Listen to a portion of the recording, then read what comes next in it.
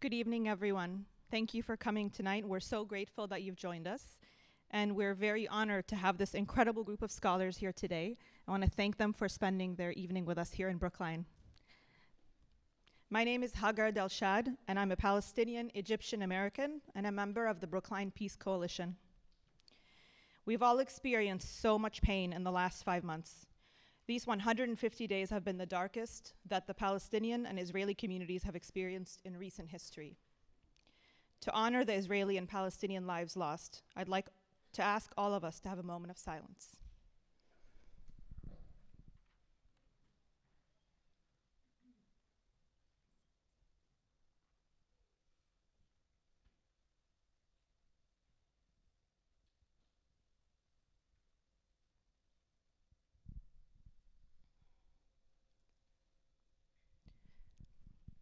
Today, I want to share with you a story about my father, my Baba Riyad.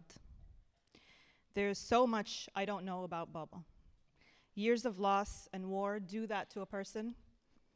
The damage affects them in generations after, burying the wounds deep down and not speaking of the past too much. I recently heard an indigenous teaching which tells us that what happens today will affect 7 future generations, which is why what happened to my family in the 30s and 40s affects me so deeply today, and why what happened to the Holocaust affects so many of you today, and what's happening to Palestinian and Israeli children is even more tragic.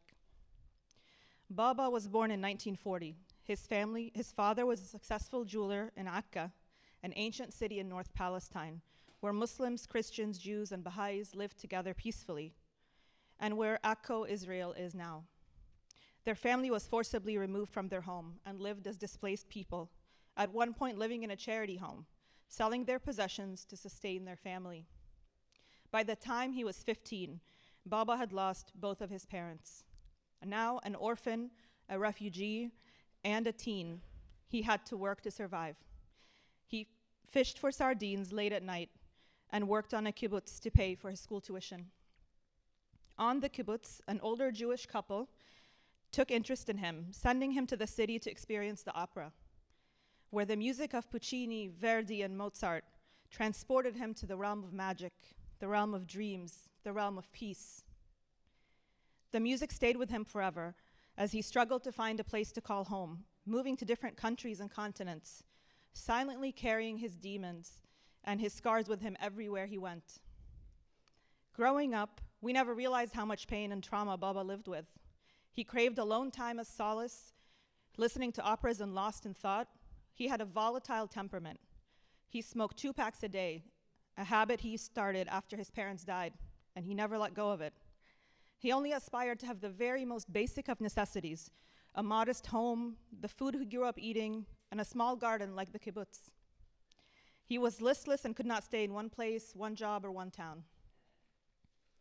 The only constant was yearning to go back to the only place he ever felt at home. So in 2014, he sold everything and went back to Akka, the only place he felt at home. He lived in a tiny apartment and spent hours by the ancient seawall. The same year, violence between Israel and Gaza broke out again, and the sound of rockets reawakened his childhood traumas.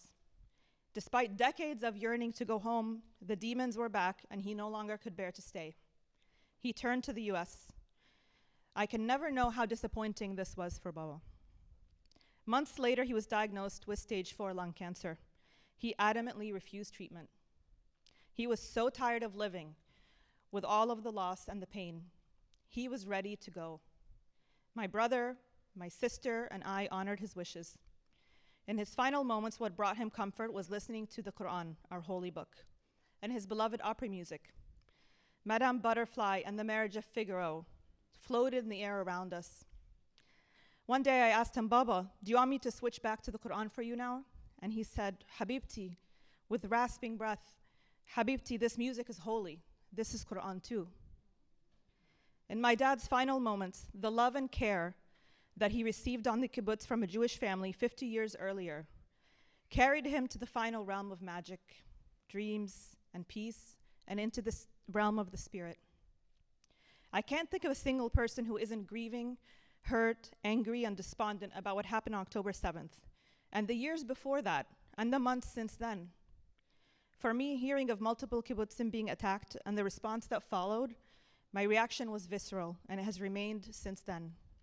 Each and every day, I wake up to images of Palestinians in Gaza intentionally starved, children with severed limbs, shrouds, big and small, families, small, dust and rubble, Israeli families still hoping for the safe return of loved ones held hostage, all of the innocent men, women, and children who have nothing to do with this. And I think of that indigenous teaching. How will this affect the next 7 generations? I hope we've all come here today because we share the belief that the people of Palestine and Israel deserve a new peaceful future, one that provides the same rights and protections for all, and that political leaders have failed us all, sacrificing a peaceful future for their iron grip on power. By perpetuating the fear of each other, wrongly telling us that the peace and security of one of us must cost the peace, security, and humanity of the other. So while I've always been an activist and worked on human rights issues, this matter is deeply personal to me. It's a way to honor Baba's legacy and make sure that the lessons of his life, his losses, and his trauma were not in vain. And a way for me to endeavor to make the world better for the next 7 generations, for my children, for yours, and for everyone that comes after. For more on how Brookline Peace Coalition envisions this goal, I'm proud to introduce you all to Emma Nash, Brookline native and graduate of Brookline High School. Thank you.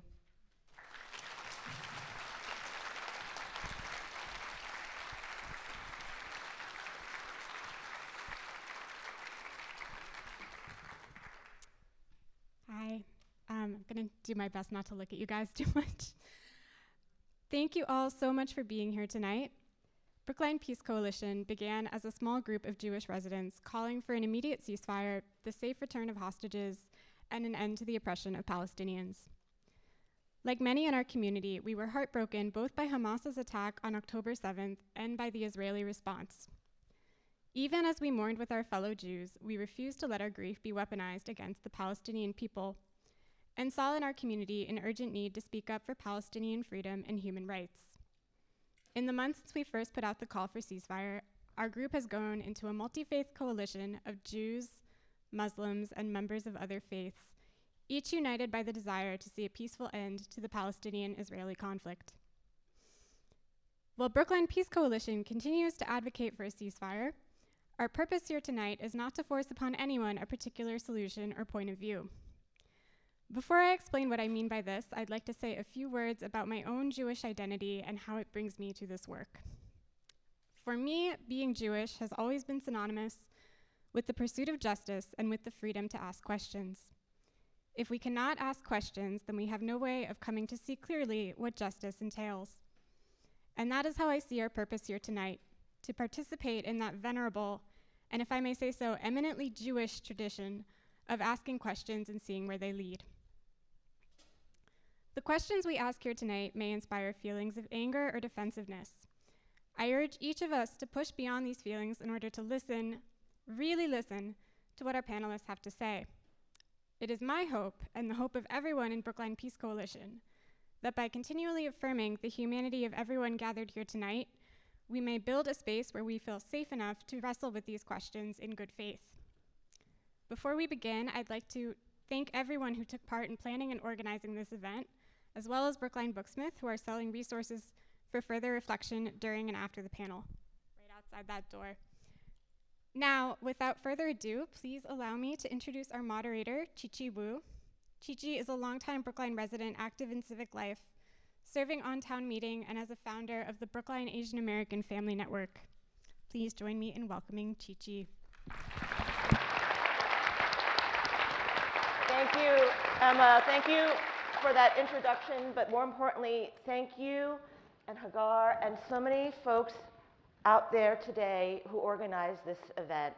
They put a lot of time, effort, and their heart and soul into this, and they deserve our thanks. So round of applause for the organizers of this event. So I'll be your moderator this evening. And as such, I'm going to give you a little bit of an overview of this event. We are going to start with opening remarks by our esteemed panelists. This is an amazing panel. This is truly an honor and privilege to be their moderator. So after 5 minutes of opening remarks each, we're going to have about 45 minutes of discussion based on a curated list of questions that the organizers came up with. After that, there will be an opportunity for questions for the audience. We have about 35 minutes allotted for that. However, this is how we're going to do questions from the audience. We're going to use note cards. If you have a question for the panelists, please raise your hand. One of the volunteers will give you a note card. Write your question on the note card, and then volunteers will collect the questions. They will be sorted and read. We will not be taking questions from the floor. And that is due to, frankly, the emotional and sensitive nature of the topic we're going to be talking about today. We have a lot of folks in this room with us tonight, some of whom may not agree or share with the perspectives on the panel, and some of whom do agree and feel very passionately about that. And you're all welcome here. And we are all very delighted that so many folks have shown up for this panel. It is really encouraging. But because of the fraught nature of the topic, this is why we're doing questions on note cards. Please, I hope you honor and respect that. We're doing that to prevent potential disruption. And just to let folks know, we have made contingencies for disruption. So we are here all to hear from these amazing panelists today. That's why we're here, and I'm going to tell you a little bit about them. In the order of opening remarks, Omer Bartov is the Samuel Pisar Professor of Holocaust and Genocide Studies at Brown University. Born in Israel and educated at Tel Aviv University and Oxford, his early research concerned war crimes in World War II and the links between war and genocide.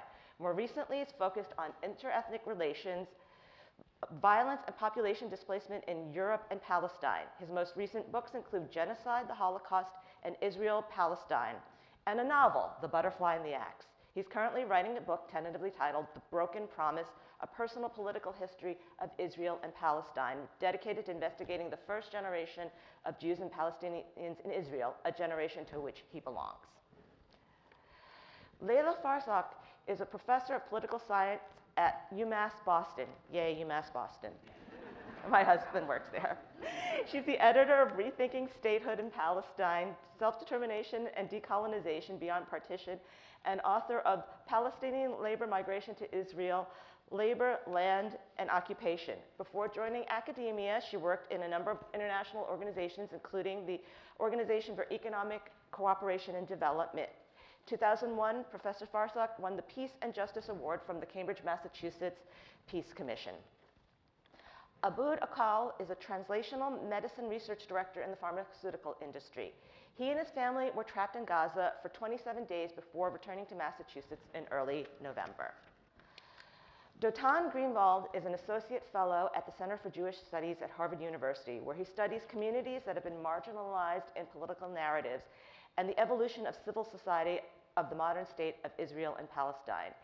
He's a co-founder of the Israeli human rights organization Breaking the Silence, which brings IDF soldiers to testify against the occupation in the West Bank and Gaza to tell the public about the growing conflict from their unique point of view. Linda Dittmar's early years were marked by the turmoil of war and nation building as mandatory Palestine became Israel. Born in 1938 and growing into Israeli adulthood, she witnessed the intertwined effects of the Jews' Holocaust and the Palestinians' Nakba. Now, Professor Emeriti at UMass Boston, she received her PhD from Stanford. Her work has been recognized by several residencies and awards, including 2 Fulbrights, one of which, the second as Distinguished Chair. Most recently, she received a Massachusetts Cultural Council Award in recognition of her work on her new book, Tracing Homelands, Israel, Palestine, and Claims of Belonging. Wow, this is a spectacular panel. Yeah. And the first thing we're gonna ask all of them is, you all have different backgrounds, and you come to your views on the long-running Israeli-Palestinian conflict in different ways. What were you first taught about this conflict? and how has your perspective shifted over time? And we start with Professor Bartov. Thank you for all these introductions, and most of all, thank you for organizing this event and for all the people who are here. This is not a simple question to answer, but I'll say the following. I was born in Israel in 1954 at a time when my generation was supposed to be the future of the Jewish people. We were the great normalizers of Jewish existence. The first generation born after the state was established. We were not supposed to look backward. We basically were raised on two major denials, I would say, or negations. One was the negation of the diaspora, because we were everything that the diaspora was not.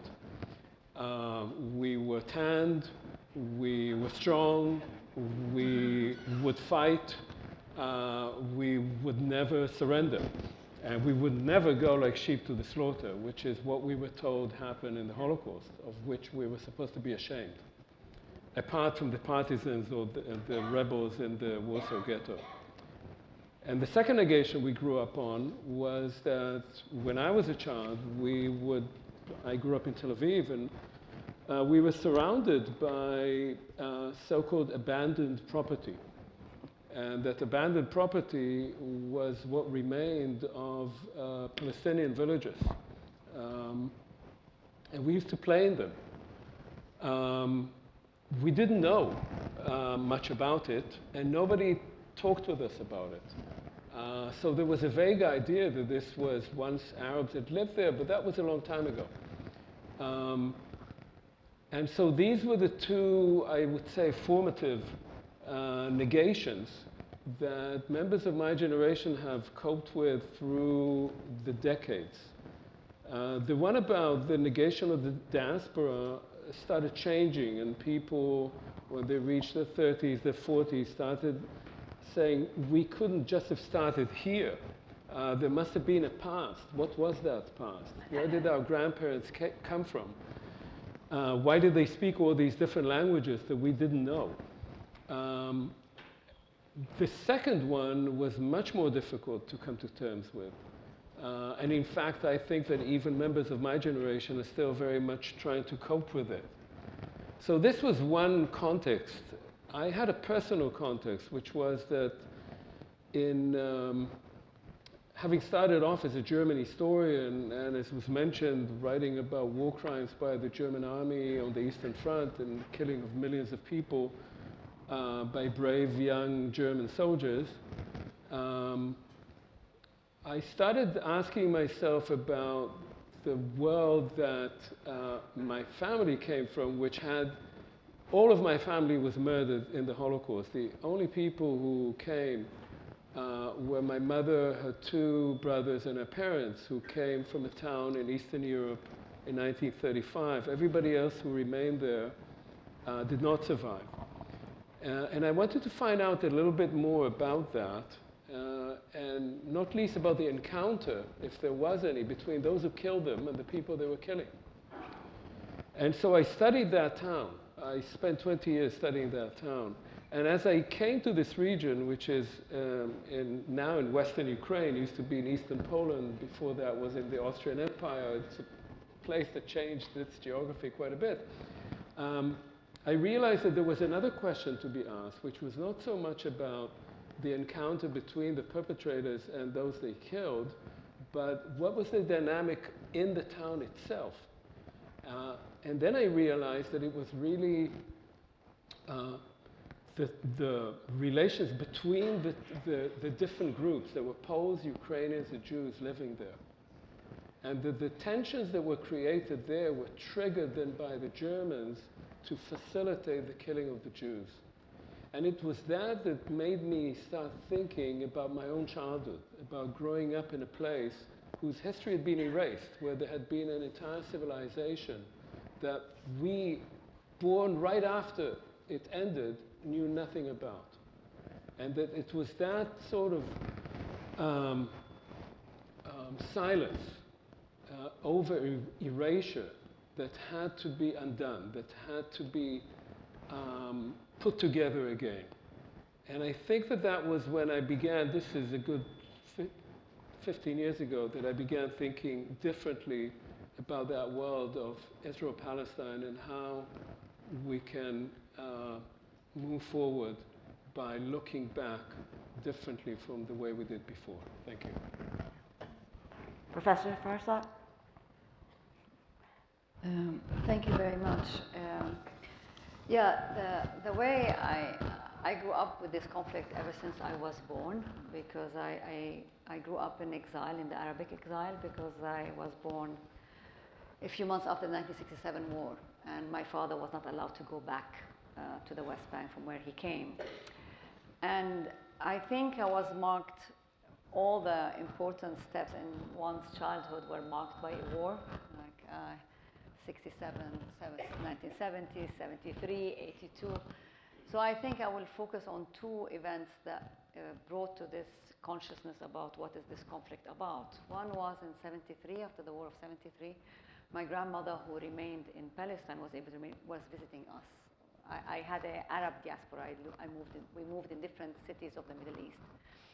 And my grandmother came from Safuria, which is a town that was destroyed. She was born 1910. She married into the West Bank in the 20s, in the late 20s. Anyway, so in 73, her village was already destroyed, and she was a very pious woman, very pious woman. And I remember asking her, I was by then 6 years old, Teta, what is happening? Can we live together? You know, what is this? You know, what's happening? And she said, Habibti, we always live together. It's the problem that some people do not want us to live with them. Jews were always our friends. We lived with Jews. She was a very Muslim, pious woman. The problem that some people who don't want us to live together.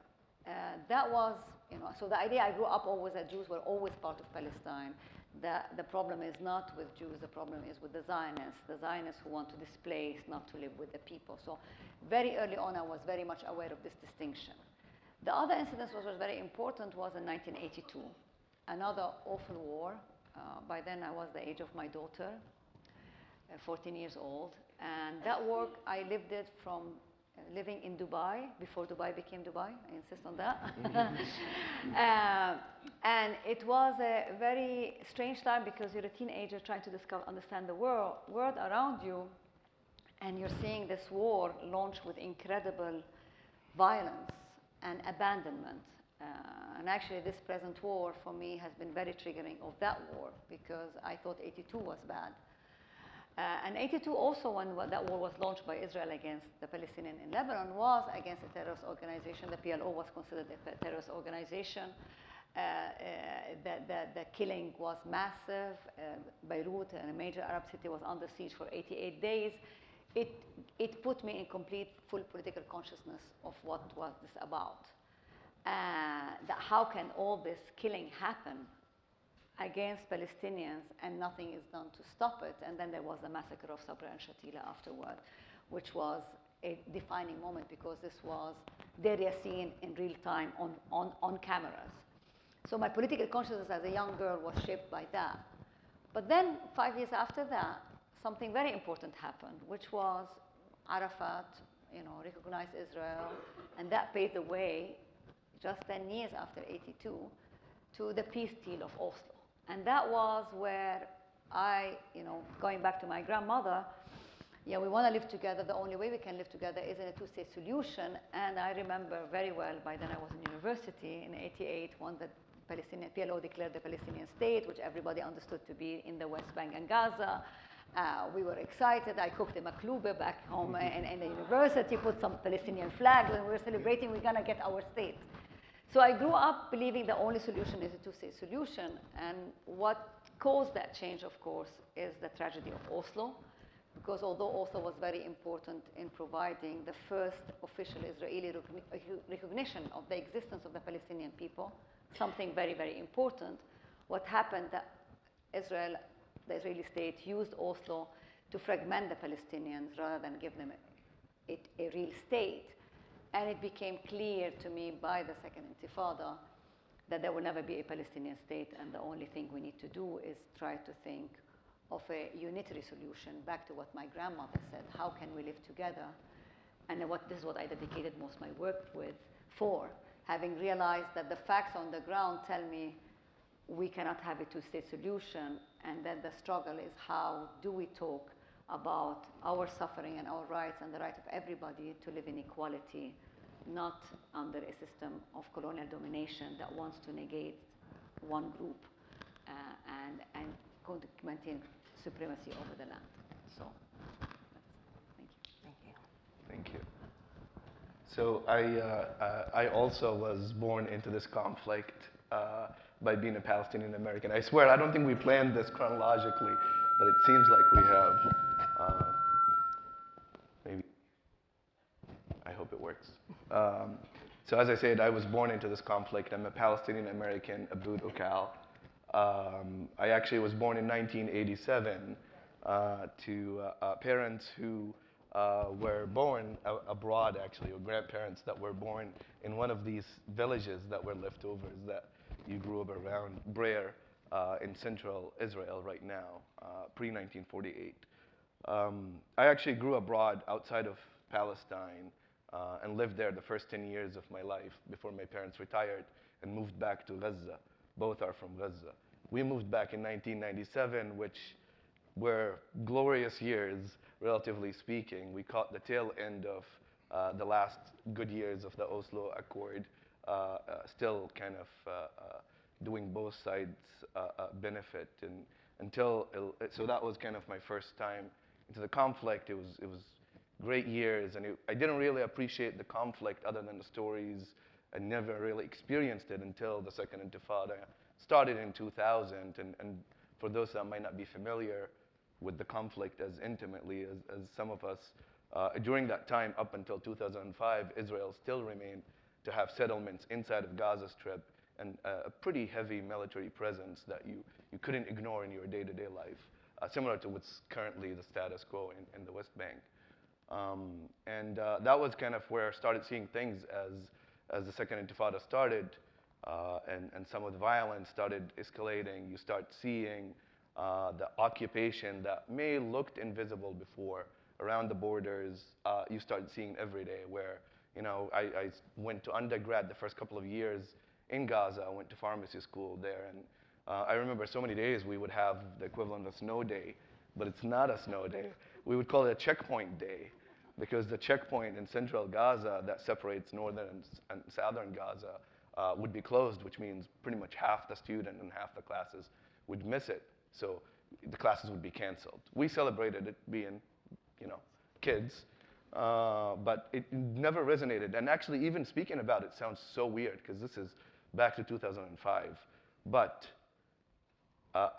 that's where I started experiencing some of these things. And actually, maybe the most relevant experience that we've had, my family personally, is as of October 7th, where we were on a trip visiting family, actually introducing our 2-year-old son to the bigger family.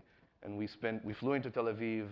Amazing. It was the first nonstop flight we took from Boston to Tel Aviv. Very convenient, relatively speaking, to prior attempts into entering Gaza.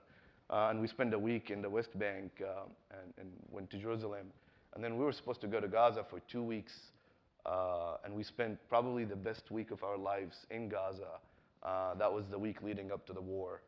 We didn't know it at the time, but we haven't visited in 6-7 years, and the people, the beaches, the families, the excitement around a kid, until we woke up on October 7th on horrific news that started unfolding across the fence on the other side of the borders in Israel, and the loss of lives, and then the subsequent, in my opinion, disproportionate response that is still unfolding on Gaza right now is unthinkable, and at the same time, I think is really, really important to remember what the panelists have and will talk about as well, is that this did not start on October 7th. The history is much longer than that. The reason we say that is not to justify or defend or put any perspective there, but really to understand the complexity of it. And this is to find a path forward. One has to look at the much bigger picture and not just focus on the small things. So that's how I've come to know the conflict and live the conflict like many other Palestinian and Israelis around here. Thank you. Thank you. I also going to start where in my childhood. So I was born in a town near Haifa, Kiryat Yam, if anyone ever visited there. And I was born in '82, the start of, like Leila said, the war. So I entered the world with the war, with the sound of airplanes hovering around. But and there are few like milestones along the way in the relationship of the conflict and me.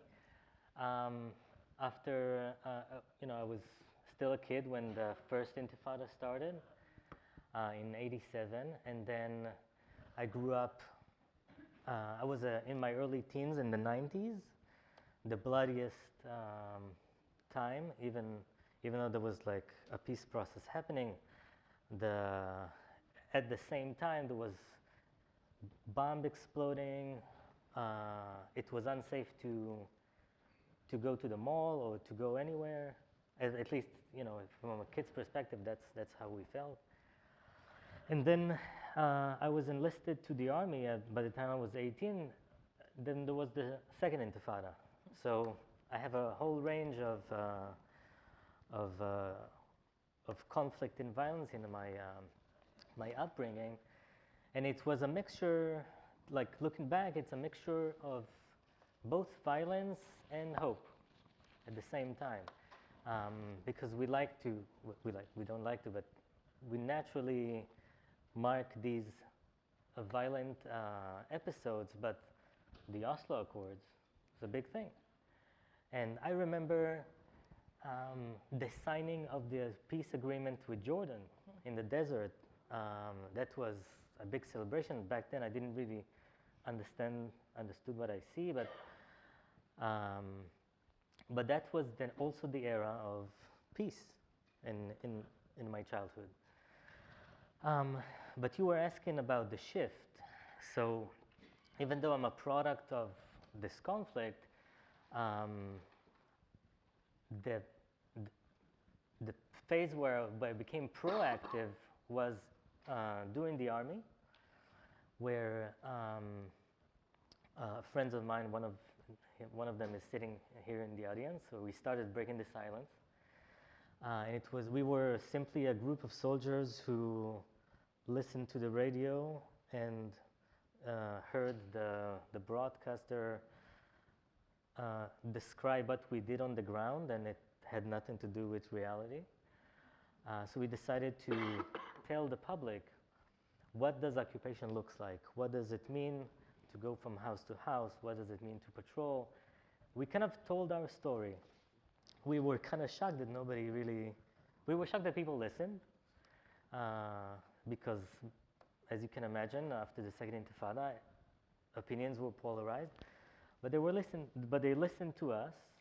And I think that today, Breaking the Silence grew up to be a very prominent human rights organization in Israel. It's actually a yardstick for being a lefty today. It's like,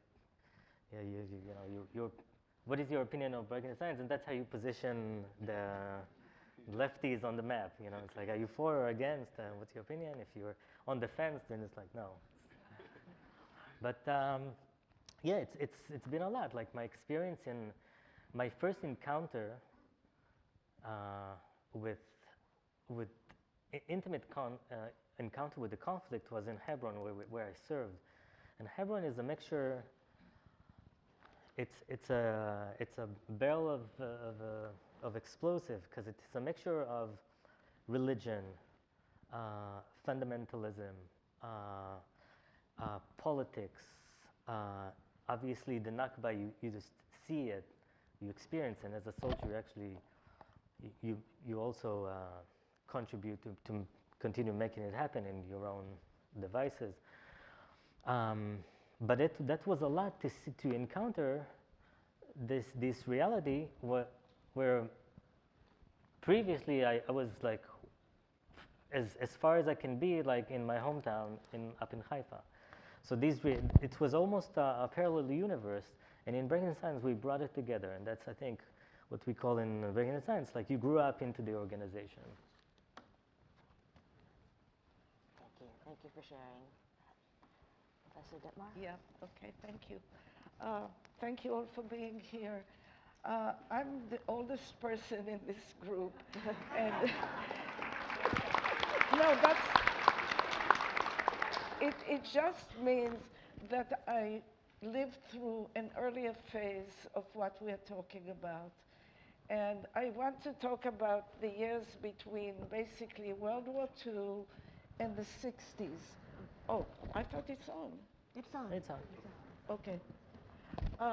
Between World War II and the 60s, which are the years that I was in Israel full-time, and I've been coming back since then.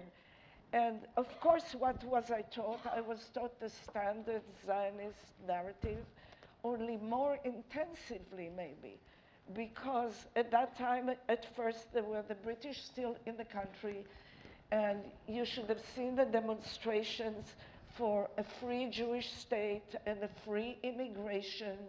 And really, there's something incredibly inspiring when you have hundreds of people marching together and calling for one thing with one voice. And that was very much the Israel that I grew up in, not only in relation to the British, and then, of course, the issue of allowing the Jews to come into the country from the Holocaust, or the survivors, but also Israel was a socialist country at that time, heavily socialist. And May Day meant that thousands of people would be marching with red flags in Tel Aviv and elsewhere. It's not just the kibbutzim, it was all over the country. There was a feeling of cooperativeness that went in every which direction: the cooperative bus company, the cooperative produce company, the cooperative factory.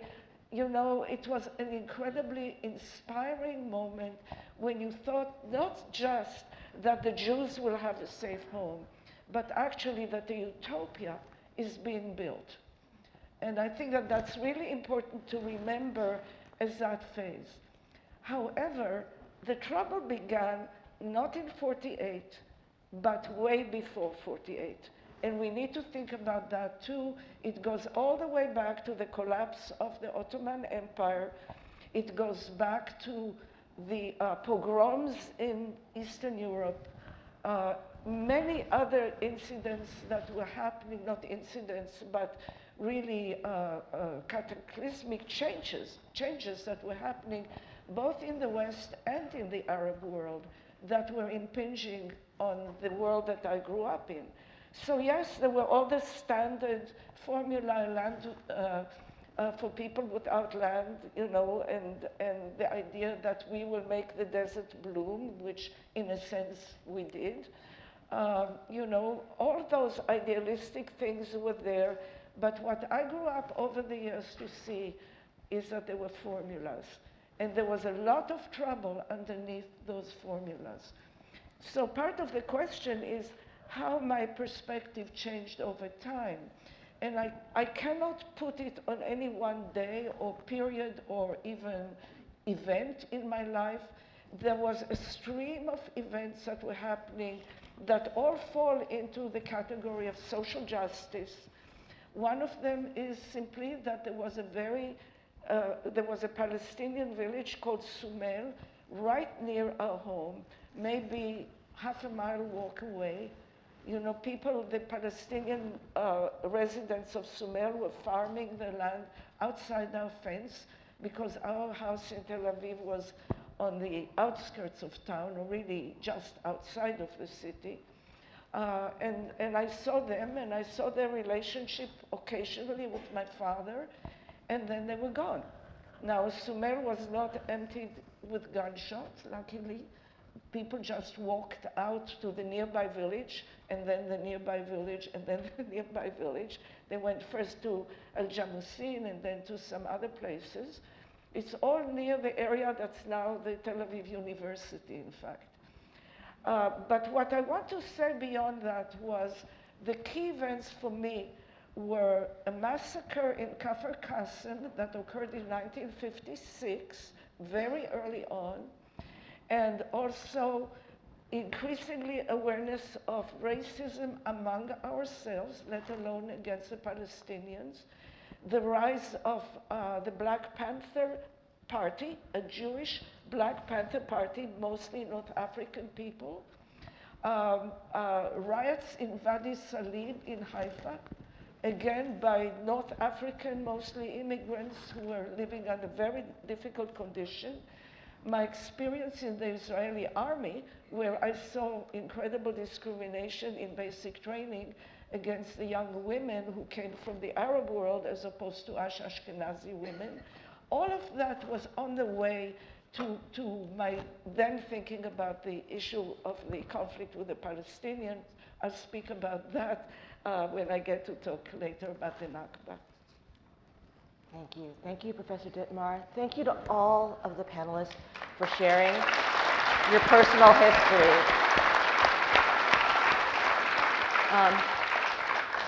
All of your personal histories really give us a good sense of the arc of the history of this area, of this conflict. I'd like to say we planned it that way, but I think it worked well. And now we're going to turn from history. Now we're going to turn from history to the present, and we're going to start with Dotan Greenvald. How did public sentiment in Israel change before and after October 7th? Good question. I'm going to start. I know, it's a tough one. We gave you the tough one to start off with. I'm going to start at the bottom line, and I'll say that it's just too early to say. And that's because we experience here, even after 4 months, still there's a pendulum of emotions that started on October 7, and it's still swinging, and it affects what we say, what we say to ourselves, what we say out loud, what we think, and how we understand what we see and what we were exposed to. So I can say about the first month of October, you can identify two groups of people in Israel, roughly. One of the group, one side was just fallen into despair. And it's because the attack, and it's because this attack was you know, it was just shocking. But beyond that, it was just another blow after a year of struggle in the streets to knock down the government. After COVID, that of course was very hard for people socially, economically. You go to the supermarket, the prices are very high. You pay taxes, and you don't always have a say where this money goes to. We were in a campaign of a very prolonged 5 rounds of elections that end up in nothing. 24 hours news just pounding on your head, and people just want to disengage. Mm-hmm. And I can totally understand that. People want to live their lives and earn the living respectfully, and see that their children has a future that they can believe, or at least plan 2 weeks in advance. That's, let's start with that. The second group was people who realized that October 7 what made them feel that they have to change the course of their lives. They have to be all in. And what I mean by that is that if they haven't gone to the protests against the government, now they're all in. There's just no other way to change the reality. And if October 7 it's gonna be there's going to be another October 7 and another, it's not a reality they can accept. So in that regard, even people, I really appreciate people who kind of don't know, they're not from the "I told you so" group, which we can find a lot of them, but I felt that people really thinking, kind of reevaluating what was October 6th for them, and how they go and live on October 8th as well. And I'll give two examples for these groups of activism from the second group. One is the multiple and local conferences that happen all over the country of a movement called Standing Together, of Arab, Palestinian, Jewish, Israeli citizens that just want to build a future together. And on the other side, we saw the Return to Gaza conference that was held by the religious right. And both sides of the political map feel that they need to be active. And I think this is a watershed moment here where you kind of choose where you want to put your effort in. Or like the first group, disengage. Yeah, but it's too early to say. That's a lot of great analysis for too early to say. Thank you. So we're going to turn from the Israeli perspective. Abood Okal, you talked a little bit in your opening remarks about being in Gaza before and after October 7th. Can you expand upon that? Tell us a little bit more of details. Yeah, it's kind of actually similar to the theme that was mentioned before. It's an evolving experience, if one could say it the least. It's actually, I may look at it from a slightly different angle here. I look at the totality of pre-October 7th, where Alabite, I haven't lived in Gaza in 16 years, been living here, but we visited often. But having grown up between ages of 10 to 20 in Gaza, I could relate a lot of what I'm saying right now is the fact that what keeps me up at night from this experience is not the trauma, is not what we experienced there physically for a month, etc. That's, you get over that. You worry about the ones that are still in Gaza and the ones that are in Israel still mourning for their loved ones that are still held in captive. But what really keeps me up at night is that the narrative or the what's coming up recently under the spotlight from the Israeli government stance on the day after the war. First off, it's been avoided to be talked about for so long, yet now I think there's been some sort of an unofficial reveal of at least Netanyahu and the cabinet, the current government's position on the day after the war, and I look at it, and if it's not worse than what was before the status quo at Gaza before the war, it's at least at the same bar where we're talking about total control of the vision for the day after the war of the future of Gaza. There's a total control of Israeli army across the borders, actual physical presence of the Israeli army inside of Gaza, total control over anything that goes in and out trade-wise with Gaza. And I think of it and I'm like, wait, we're going back exactly to the same status quo that was there before what supposedly led eventually in totality of the conflict to October 7th. And I hope that never happens, because October 7th was a horrible day, I think, for everyone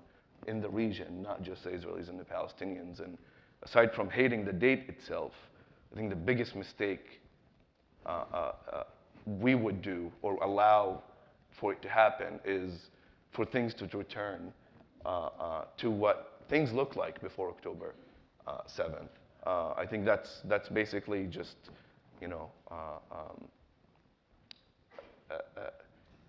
not taking advantage actually of a pretty big turning point in this conflict that if steered correctly, it could be taken to an area where there is an increased empathy of both sides, which I think actually, looking at this full room here and the interest that has peaked in this community, I think I think that is something that we need to build on.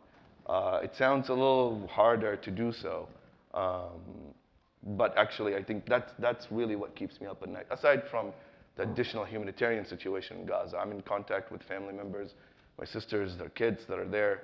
Luckily, my parents finally got out because there's no place left to go. But I hope this last few months will not just be an additional suffering that's gone in vain. I hope it has helped prime both the region and the international community to actually step in and say, okay, no more. This needs an actual fair and just solution. There's plenty of reference points throughout the history, international organization, laws passed, etc., that we could use as a reference. And I really hope we don't let this opportunity slip from our hand to go back to things before how they were. Thank you.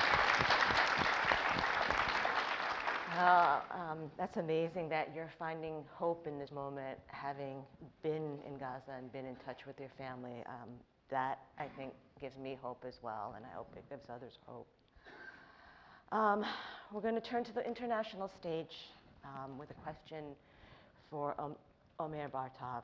The International Court of Justice recently ruled that Israel is plausibly engaged in genocide. Given your expertise in genocide and Holocaust studies, how do you assess such claims? So let me start with is this working? Yeah. Can you hear him? Yeah. Okay. Okay now? So let me start by just one personal remark. On October 7th, my first thought was October 6th. October 6th, 1973, I was a young soldier.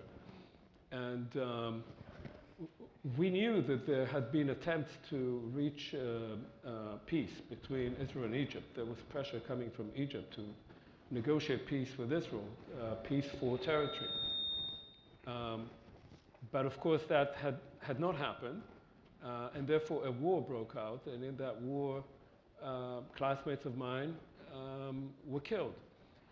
Needlessly, because after the war, the Sinai was returned to Egypt and a peace was actually accomplished between those two countries. And when October 7th occurred, 50 years and 1 day later, the fundamental cause of what happened was that there was complete unwillingness to negotiate anything on the basis that Israel believed, as it had before 1973, that it was strong enough not to need to reach any peaceful negotiation.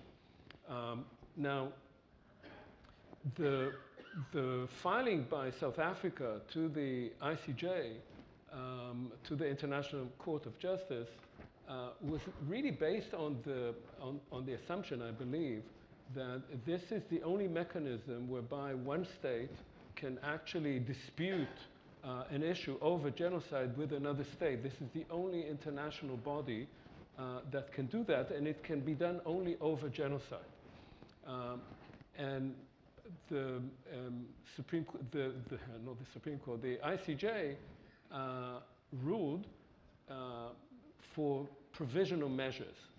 Provisional measures mean that there is plausibility that more violence will occur in the time until a final decision on whether this is genocide or not is reached by the ICJ, and that can take years. And therefore, provisional measures were issued. Those had to do with such steps as to stop disproportionate military actions which cause vast civilian casualties. It had to do with enhancing humanitarian assistance. It had to do with collecting evidence and preserving evidence, and then that Israel would have to report to the ICJ, which it has just done. Now, we know that disproportionate military action, that is disproportionate killing of civilians, has continued. The numbers increased from what they were then about 20,000 to 30,000. We know that the humanitarian situation has greatly worsened since then. There's widespread reports now of hunger and epidemics.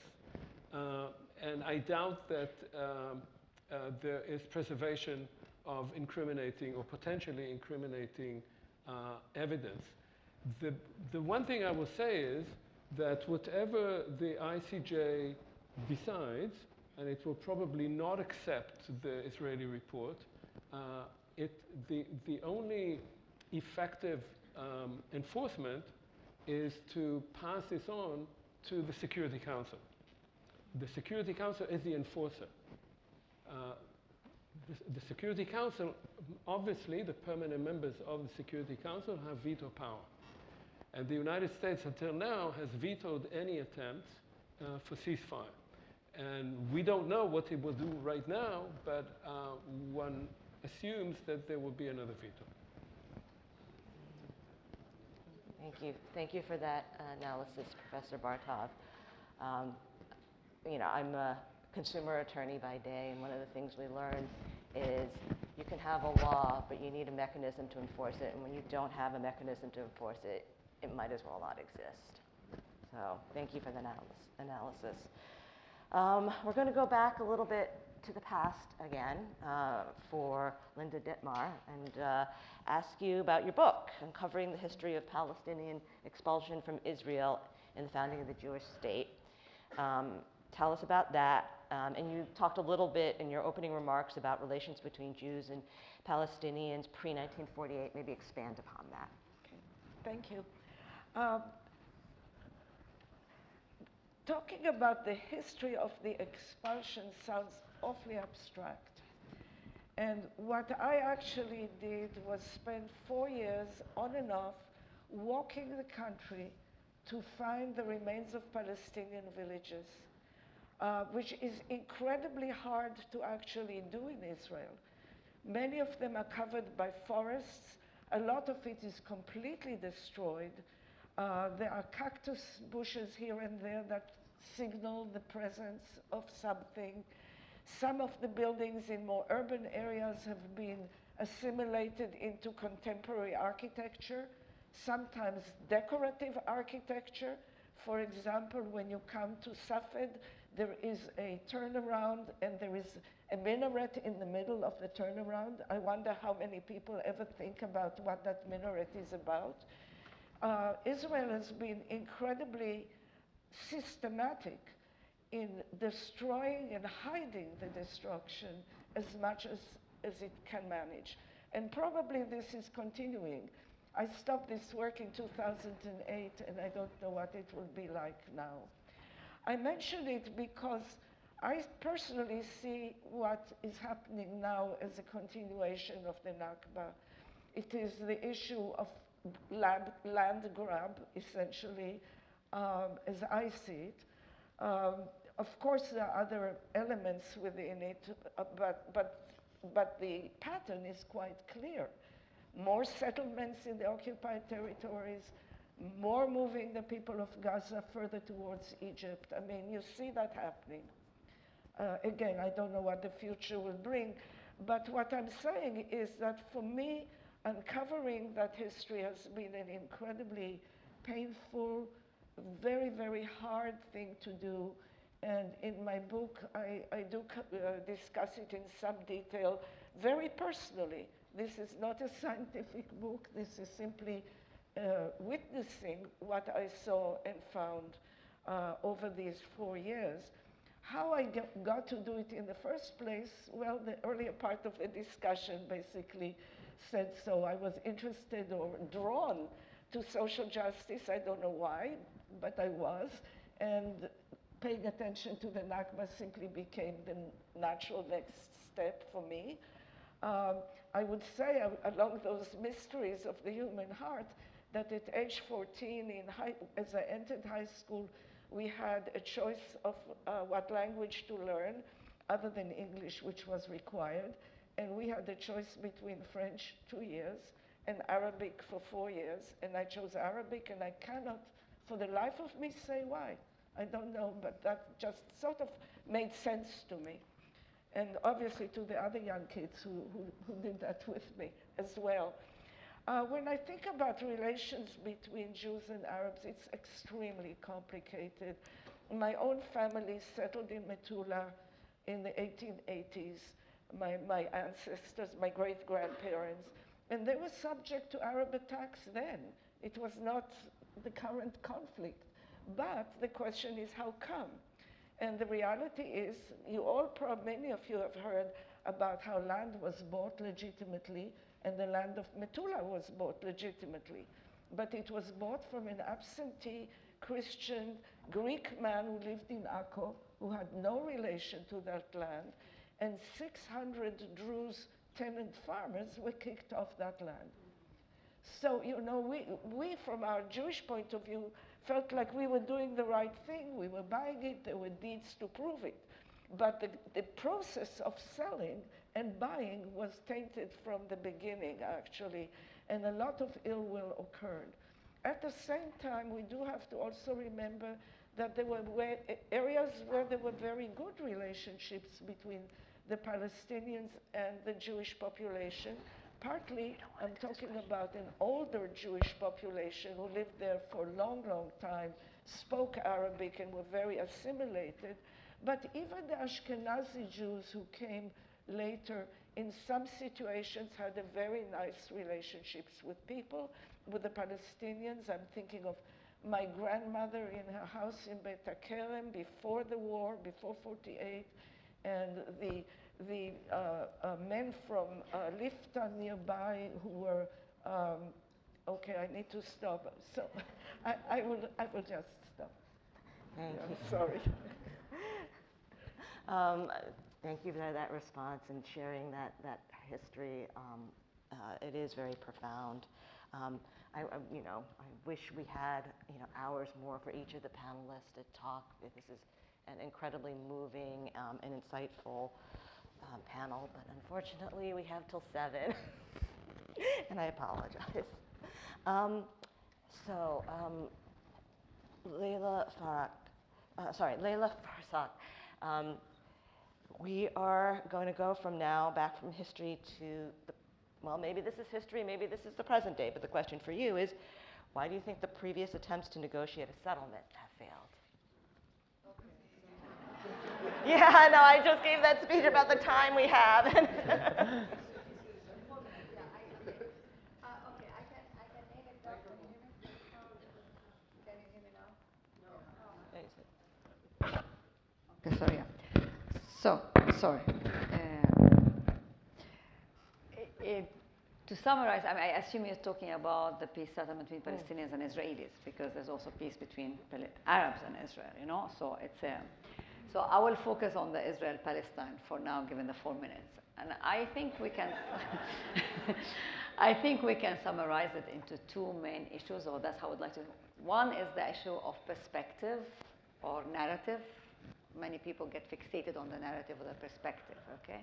And the other is more structural. When we come to the perspective, I think the reason why past agreement failed since Oslo 1993, which was, as I said, very important because the Israeli state, for the first time since the inception of Zionism, recognized that there is something called the Palestinian people. Because Israel, up until 1993, dealt with the Palestinians as Arabs. They said the Arabs, these are Arabs, there's no such thing called Palestinians. These Arabs had their destinies with Jordan, with Egypt, which is like what Netanyahu is saying now. The Gazans, their destiny is to be with. So this idea of negating the Palestinians was central to Israel. So with Oslo, Israel finally, the official Israeli state, recognized that there is something called the Palestinian people. But the problem is that Israel, instead of saying, okay, I recognize the Palestinian people now, let's go and do a two-state solution, Israel's perspective was Israel needs security. And from my analysis of the conflict over all this year, and I think we still see it today, the Israeli state official perspective was, okay, we recognize the Palestinian, what we're going to do, we're going to fragment them, or whatever happens, the priority is Israeli security before Palestinian security or Palestinian rights. So Israel went with the idea of security and not like ending the conflict, but Palestinians entered the negotiation with the idea, okay, we now accept Israel's existence on 78% of historic Palestine, although UN Resolution 181 said Israel should only be on 56% of Palestine. So the Palestinians came with the idea, we accept historical compromise with Israel. Israel has a right to exist. We just want to create a state in the West Bank and Gaza. So these are the two narratives. The violence that Dotan talked about, which was very important and created the sense of fear, came because many Israelis were not also willing, especially the settlers, which is the core cause of the conflict, that the settlers did not accept any negotiation with the Arabs because there was a strand already in Israel, has been growing since 1967, but became even stronger since 1993. The settler argument saying this is the land of Israel from the river to the sea, this is Judea and Samaria, there is no such thing called the West Bank and Gaza, this should be a whole state of Israel and no compromise with the Palestinians. And we saw their most violent action with Baruch Goldstein killing of Palestinian worshipper in 1994. And we start having the suicide bombing. So this is the narrative, security versus right. But I think it's also much more important to look at it that there's a structural problem. And the structural problem is that Israel is a settler colonial state, which is also a safe haven for the Jews. And the problem is Oslo, instead of the Israeli establishment using this Oslo peace process to retreat from the West Bank and scale down its colonial domination, it actually used the Oslo years to expand its colonial domination. And we see that in the fact that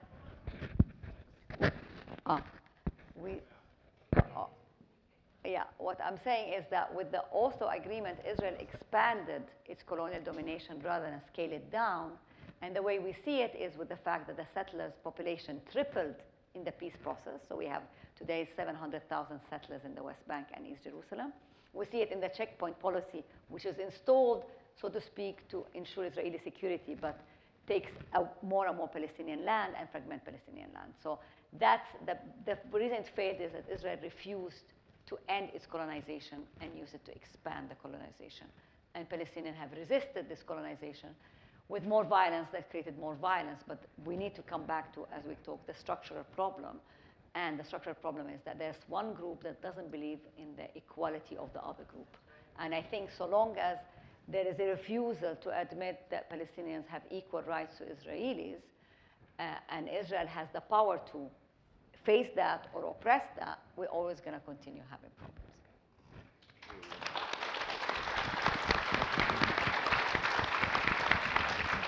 Thank you, Professor Farsakh. You did it in 4 minutes. Oh, wow. We're going to turn next to a set of 3 questions that's open to any of the panelists. The first question, it kind of brings us here, back maybe to the United States and in this moment. Criticism of Israel's actions in Gaza is often labeled anti-Semitic. How do we properly identify and combat anti-Semitism in such a heated climate? Anybody want to take that first? Shall I venture? Go for it. It's okay with my Jewish Israeli friends. I think it's very important to distinguish between anti-Semitism and anti-Zionism or anti-Israel. Because unfortunately, anti-Semitism is real, and I don't want to minimize it. It's real. As Palestinians, we talk about it. As Palestinians, maybe in the past, we felt that we had to pay the price of European anti-Semitism because that happened on Jews in Europe, in Palestine. But despite that, I still think we as Palestinians, we've made long strides, and Omer can talk to that as well, that we acknowledge that anti-Semitism is real, and the Holocaust was a tragedy, an incredible tragedy that happened to Jewish people. And the question is how you deal with anti-Semitism today is by rejecting it, because it's a form of racism against Jewish people, and that's wrong. But anti-Semitism is not anti-Zionism, because Israel has weaponized anti-Semitism, and especially after the war on Gaza, it's actually very scary. The level at which they're trying to criminalize any critique of Israel as anti-Semitism. And this is a way of silencing, denying Palestinian existence, And I would say for the Jewish people, denying also Jewish experience, but that's on the Jews to do, not on me. But as me as Palestinian, I think it's a way of silencing any Palestinian presence and any Palestinian rights, which I think is problematic and not only unfair, but also counterproductive even for Israelis. I think it's the interest of Israelis to say that anti-Semitism is not anti-Zionism.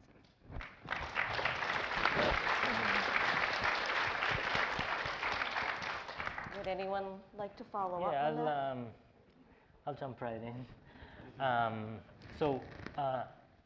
Being on Harvard campus was a formative experience during this time, and I can say that, like, coming from a background who criticized the Israeli government, yes, as an Israeli, it's very different. I cannot escape that, like, there's a major overlap between anti-Semitism and criticism on Israel. Like, it pops up every time. And if it's a racist cartoon, an anti-Semitic cartoon, or is it like somebody said? And I think it stems from not like dismissing basically me, my narrative. If I'm a Zionist or if I'm a Zionist or not, it's not the issue here. I'm a product of Zionism, and therefore my narrative has to be respected and be treated with empathy, like as I would criticize everybody, even though that I resist or on the other side of the political map, I want to believe that I do treat my opponents, so to speak, political opponents, with respect. And I think that's what Abood said, like, maybe we should, like, look forward with empathy that can propel us forward.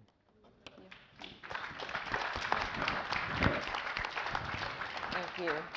Empathy is one of those things we, the world, could use a lot more of. Thank you. Can I jump in? Yes, Yeah. of course. So first of all, I obviously agree that it's actually been the policy of the multiple Netanyahu administrations that we've seen over the decades to weaponize anti-Semitism against any criticism of Israel.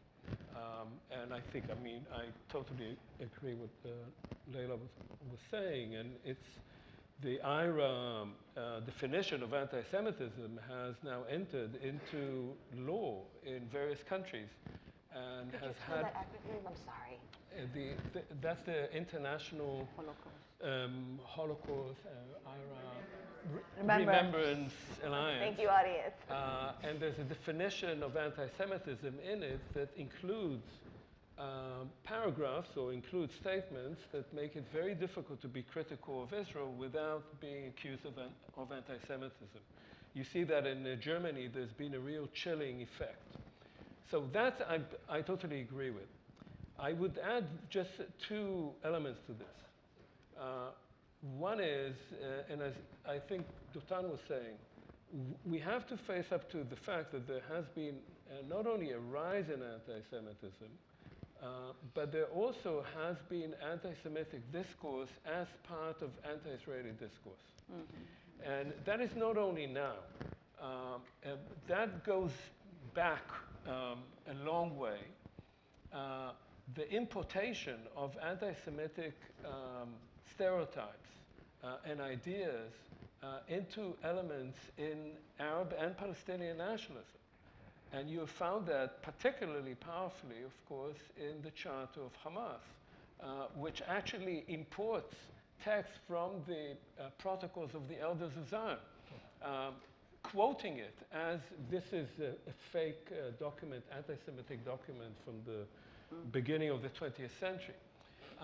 And so that is an issue that has to be faced, precisely because this kind of anti-Semitism is used by those elements in Israel who would like to say that anything that is anti-Israeli is anti-Semitic.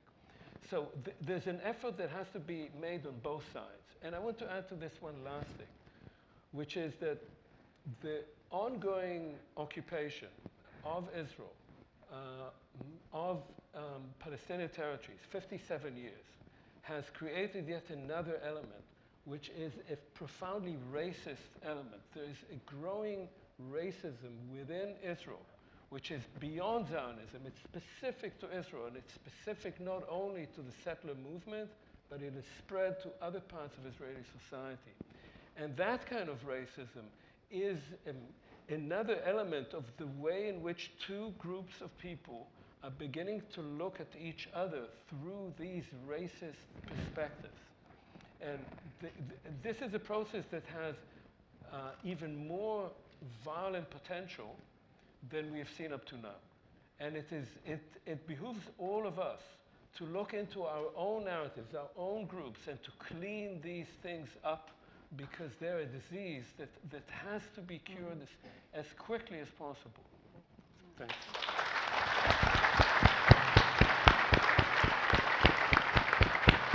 Thank you. Thank you, Professor Bartov. Well, speaking about race and racism, South Africa recently argued before the International Court of Justice that Israel is responsible for apartheid against Palestinians. Such claims have been long controversial. What's your perspective on this? Who would like to begin?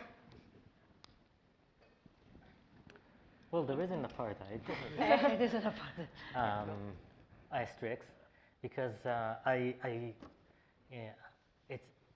we live on comparisons, but we shouldn't necessarily compare what happened in South Africa and look for the equivalent in Palestine and Israel. There is the framework, if you want to call it, like, just to make it easier for the discussion. Yes, it's apartheid, but let's look at the special characteristics of it, and let's just call it by a new name or something. I mean, apartheid was in South Africa. We have something that's quite different here. I beg to disagree, if I All right, may. we're going to get some debate here. Yeah, I mean, there is actually a UN resolution on apartheid, just as there was on genocide. And if you examine the various criteria for apartheid in the apartheid resolution, you will find that they fit quite neatly into what Israel has been doing now for decades in the West Bank.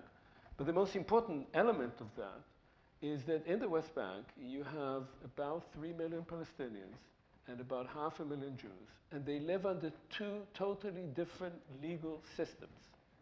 One group has full rights.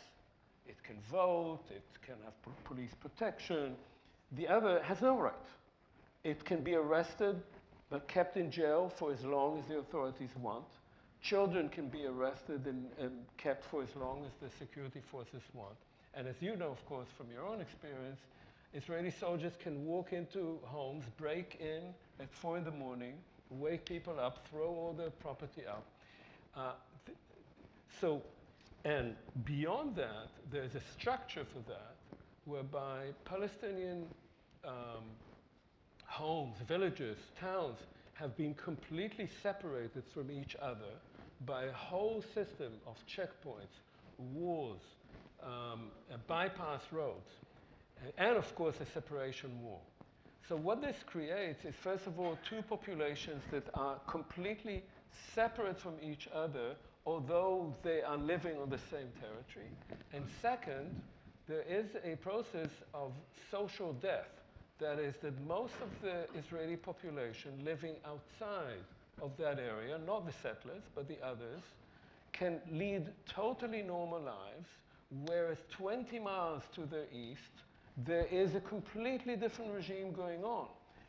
And they can now, this is the reason that until October 7th, most of the population, the Jewish population of Israel, said, there's no problem, we can manage this, because they were not seeing it. They were completely separated from this. October 7th, with all its horror of that massacre, broke that illusion. That illusion is gone, and you can no longer go back to that. So it's apartheid and separation, which was, by the way, the dream of Zionism. What Zionism really wanted to do and always spoke about was separation. A Jewish majority state, there'll be a wall, an iron wall, and the Arabs, as they call them, will be on the other side. That is no longer possible. So, Professor? Yeah. Professor Farsakh, you've been madly scribbling over there. Yeah, so. no. I totally agree with what you said. I think it's very important to bear in mind because many Israelis and many Zionists are very like, how could Israel be an apartheid state? You know, we're a democracy. We want just our own space, our country. And I think it is true. And many have tried, many have resisted this comparison analytically. And I think, though it is useful, though for two reasons, I think this maybe makes it easier for the observer.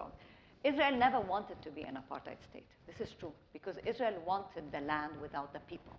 The big problem that Israel faced is that the Palestinians did not vanish, because Israel ultimately, honestly, from the very beginning, they wanted the land without the people. And it seemed possible, okay? But with the West Bank and Gaza, it became more difficult. And with Oslo, there was an opportunity to actually then, okay, we get most of the land and give them a little piece of land. But the decision was not to do that. So Israel inadvertently, that's what I've always argued in my writing, Israel became an apartheid state without wanting it because it wanted the land without the people. And the only way it could get the land without the people, at least in the West Bank, was creating settlements, bypass road, checkpoints, enclaves. So I think that's an important. And there are some people who argue Israel, all of it is an apartheid state because it has two different legal regimes.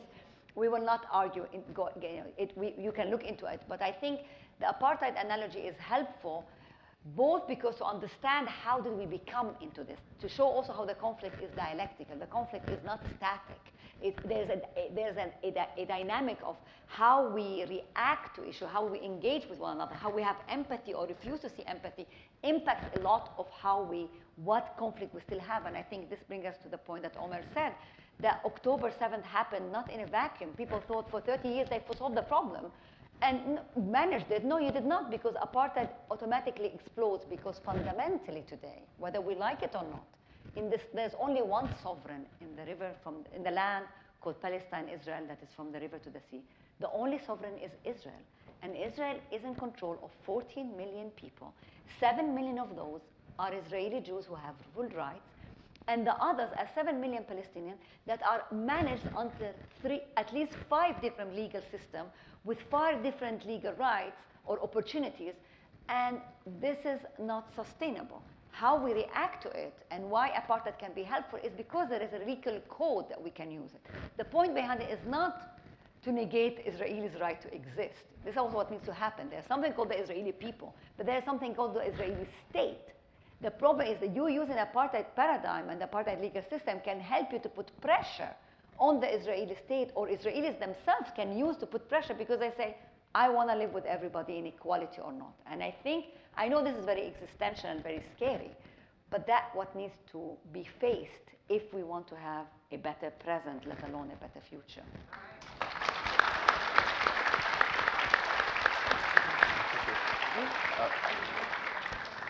I want to follow up with that, actually, because it was an eye-opening moment for me. I'm not one for labels, apartheid or not, but I think it's what matters is the underlying impact of such regimes. And I think that's what I've never been to the West Bank until I'm 7 years old right now. I've never been to the West Bank until I was 29 years old.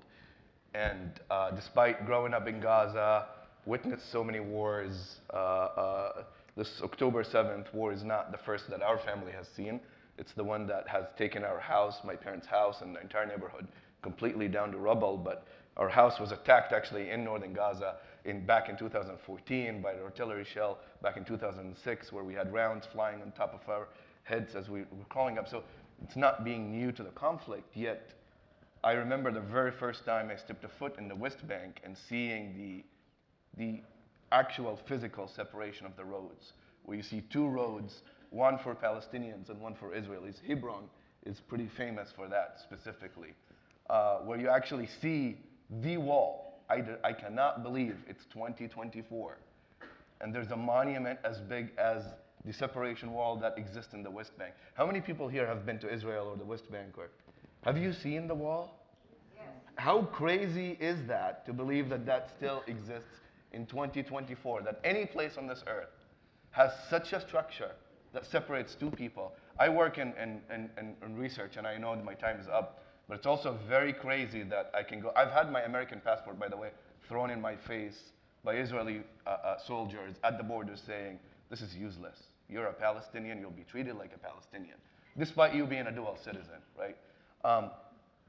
Knowing that there's top-notch gene therapy treatments that I work on research, and many of our colleagues do, that exist in Tel Aviv, less than 30-minute drive to Ramallah or to Gaza, where my parents, or when they were in Gaza, and my siblings right now, are struggling to find things like metformin, things that are for hyper blood pressure medications, so things that are so basic, yet you have top-notch gene therapy treatment that many places in Europe, including, and first world countries, don't even have that. Being 30 minutes away is, to me, the definition of apartheid and double standards. Thank you for all of those perspectives. I think we have one more question, but I'll take those. We have one more question from the curated list. 8 minutes for the discussion of looking to the long-term future. What forms might a political solution to the conflict take? And Linda Dittmar, since you didn't get a chance to answer the last question, do you want to start with this one? No. I mean, I would just say a word that in my book, I obviously don't have an answer in it either. But what I do notice and talk about on and off a lot is the inability to talk with one another. And that has been a real issue. And if there's any wish that I have is that we'll start talking. The reason I'm saying no is that now worse than ever, after what happened in Gaza, I'm thinking of a new generation of children who are growing up, having seen what they've seen in the street. And I'm not just talking about collapsing houses, but body parts lying around. I mean, just really think about the grotesqueness of this current situation as well as the scale. And where is the conversation going to come from? Now, the one thing that I do want to say about all of that is that I also put a lot of blame on the United States. It hasn't yet been mentioned today. And I want to say that this goes back to the Holocaust, when the United States did not allow Jews in. Many of the Jews who are in Israel now, whose children and grandchildren, rather, are attacking Gaza, are the children of people who tried to come here and couldn't. And there is a long history of diplomacy that kept failing, not because of external disasters, but because of ill will. I just think that we need really to look to our home as what is happening. So if there's any hope at all that I have, is that it will come from outside and not from the United States. Thank you. Thank you, Professor Dittmar. Does anybody on this panel have any hope for a political solution? I always have hope, because we cannot live without hope, and I also look into history. I mean, that has been my refuge. I mean, the only way how I could deal with this, because I was shocked at how triggering it was, because I never thought I would live in Nakba of this magnitude. I think as Palestinians, I by now say this is even worse than the Nakba of 48, you know, in terms of magnitude, in terms of number, in terms of atrocity, and in terms of trauma that will follow. But I mean, if we look at history, we also thought, you know, 48 is impossible and the Palestinians were over. And then what did you do 20 years later? We had the Palestinian and the PLO, right? We also thought 73 is impossible and nothing will come out of it. And what did we have? We had peace after 5 years of it, you know. So I think when we talk about what are the long-term, I mean, there's definitely the immediate and there's definitely the long-term, okay? Or rather, maybe it's easier to talk about the aspirational and what practically would happen. The aspirational, in my view, would be a one state, a democratic state where everybody is equal, with equal collective and individual rights. That's the aspiration. Practically, this is not happening anytime soon because I think, to the point that was raised, we need to talk to one another, and I don't know how you talk to one another with this level of violence. And if I may say, some people have a sense of entitlement to their suffering without being able to see the suffering on the other side. If we don't get rid of the sense of entitlement to suffering, we all are suffering. It's not a question of magnitude, and there's enough suffering going around.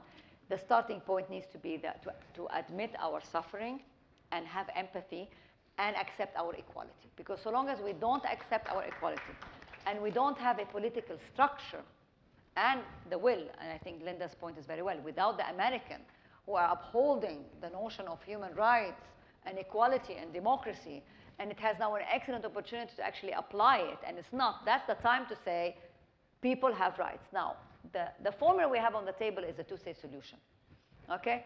That's what you're gonna hear. I think it's gonna be some form of a two-state solution, maybe confederation, that would be the ideal way to go to. In the short term, I think what needs to happen definitely is a ceasefire, and after the ceasefire, the two parties will have to sit down and talk. How and when, we don't know, but there is no way around it. And I do believe, though, emphasizing, and this event is very important, to actually also allow us all to play our role in emphasizing the equality of all those who live on the land, the 14 million people, and the fact that we can create the political institutions that start off not with the supremacy of Israeli suffering or Israeli right, but with the equality of Palestinian and Israeli right to equality, dignity, and life. And we can create it.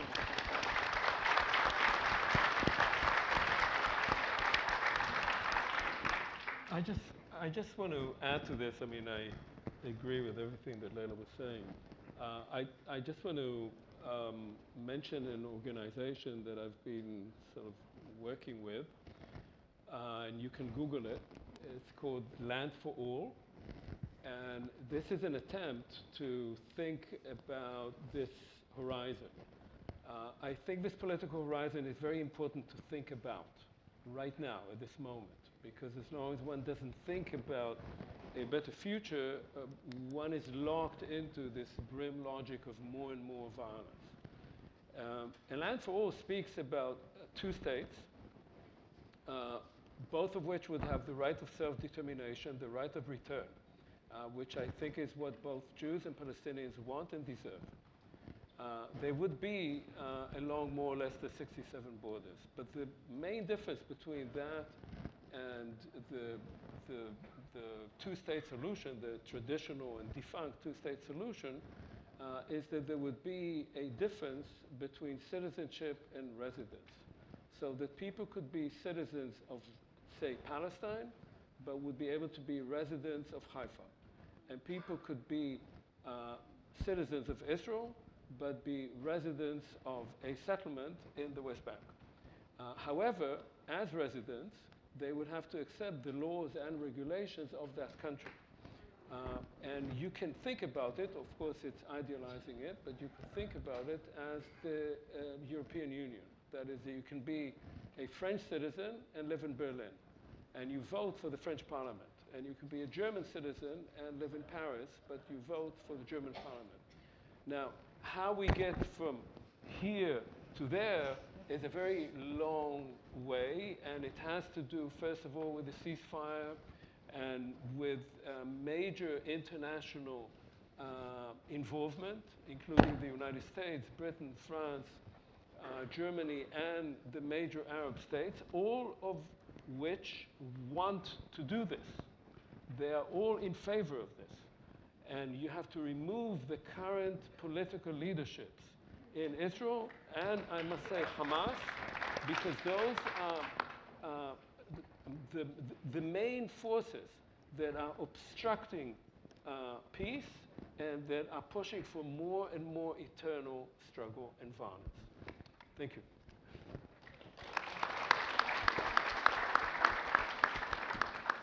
So now we are going to turn to audience questions and answers. The audience has given us a stack of questions here. Thank you all for submitting them. I don't know if we're going to get to all of them, but we're going to start with a few. And you mentioned Hamas, Dr. Bartov, Professor Bartov. The question here is, does Hamas have a role in the future negotiations for finding a political solution? What about the Palestinian Authority?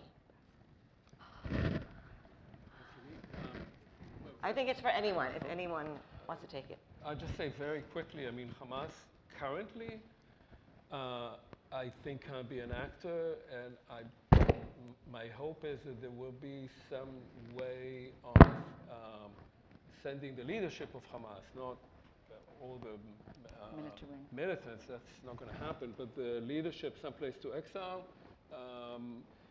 In the long term, Hamas is not disappearing, and it'll probably become part of a different type of Palestinian Authority because it represents large parts of the population. What is most important is to recreate the Palestinian Authority. There is a potential leadership, a very different kind of leadership. The Palestinian Authority is deeply corrupt and unpopular. I don't know how popular Hamas is. It's probably more popular in the West Bank than in Gaza. But by and large, there is a potential new leadership. It's mostly in Israeli jails. Those people would have to be freed from jails and to recreate a Palestinian leadership that would have credibility, both in the West Bank and in Gaza. And it could have that credibility only if the goal would be to, as I said before, to change the entire political paradigm. Otherwise, they would be exactly like the Palestinian Authority now, which is basically doing the dirty work for the Israeli authorities. Yeah, there's some, though I need to say something to that. You know, I agree with most what you said, but, and I'm not a fan of Hamas, don't get me, you know. But Hamas is not a party that's going to go away, okay? Hamas is a viable political party. It's a political party that proves lots of flexibility. You mentioned the charter, but they also adapted the charter in 2017, where they were much more nuanced. They abandoned the old charter. They're talking distinguishing between Israelis and between Jews. Okay, so they've been an incredible political party, but there's a military faction, and there's the political leadership, and there's a social dimension to Hamas. So I think the real question, I totally agree with you, that you need a new Palestinian leadership that is representative. I also agree with you that the leadership in the prisons, who are actually very much in uniform, both those who are close to Hamas and those who are close to Fatah, you know, that you need a national unity government that is representative. So I think I'm putting that just to bear in mind that many groups that we take as terrorists, you know, Irgun was a terrorist organization, Lehi was a terrorist organization, Begin became Prime Minister of Israel. I don't think Sinwar will ever exist, let alone become. But what I want to say is that we need to understand the political configuration of certain parties whose military wing do violent, horrible things, but the point is not to absolve them of their responsibility, but to understand that there are also a political force, and what you need to do is deal with the political force, not strengthen the military element. I think that's something that needs to be for the knowledge of everybody. You know. I don't know if I disagree here, because, well, I know I don't disagree here. There is, like, in the Palestinian, as much as I can tell, neither, I mean, what is Hamas' popularity after this war? What is Hamas' popularity in Gaza and in the West Bank? I mean, what is the popularity of Abu Mazen? Like, this government is corrupt. Yeah. And when October 7 occurred, the one thing that I could tell to myself and to others around me is that there is a tectonic change here. Right. And honestly, I cannot see where it's going. I mean, if you're talking about the jails in Barghouti, if that's what you're referring to, Omer? Yeah. I kind of skeptical about his ability to create new paradigm. But I think that because what is needed is that, don't forget that, unfortunately, and the blame is as much on the Palestinians as on the structure, the Palestinians have not had elections and had not had any forum for political debate on what is their political project, how to go forward. Many people, many Palestinians are furious with the Palestinian Authority and with Hamas, and there's also a generational shift. The young generation who don't want all this and want to have a voice, but every time there's an election or the idea of an election, it's being sabotaged. I mean, the Hamas would have taken a completely different road if the election of 2006 was dealt with differently. Okay, this is counterfactual, we don't know, but what I want to say is that the big challenge we're facing today, and you're right, it's a tectonic change, which is impacting everybody, and the Palestinians are particularly at a disadvantage time because of an absence of a representative leadership, because for the past 20 years, we have not had elections, and every attempt to have a reconciliation or a debate is being sabotaged, and the Palestinian leadership is guilty of it as much, okay? But it is something we don't know where it's going to go, but it will have to be resolved in one way or another. So you were just there, so can you give us an on-the-ground perspective real quick? Yeah, it's not so much, I don't think anyone in Gaza right now is thinking about who's their most popular leader or not, to say the least. But everyone is in survival mode, as probably anyone can think. But I do want to mention one point. What worries me is that maybe this is a Netanyahu era thing, and that's where most of my politics exposure has been, because he's been around for a while. But it seems like there's never a partner on the Palestinian side. It seems like when the Palestinian Authority was still up and young and maybe less corrupt, relatively speaking, because I do agree it requires major reformation before it can lead a Palestinian nation to their dreams. But that was not good enough. I think I hear from recently in the news that the current Palestinian Authority is too corrupt to be a partner for Israel, even though corruption is actually, that's part of how Israel in power kind of weakened that Palestinian Authority, in my opinion at least, in the West Bank. And then Hamas is never viewed as a partner, obviously. Yet Hamas has been enabled in Gaza for the last 15 years, 16 years, right? They could not have existed there and prospered, if one must say, without,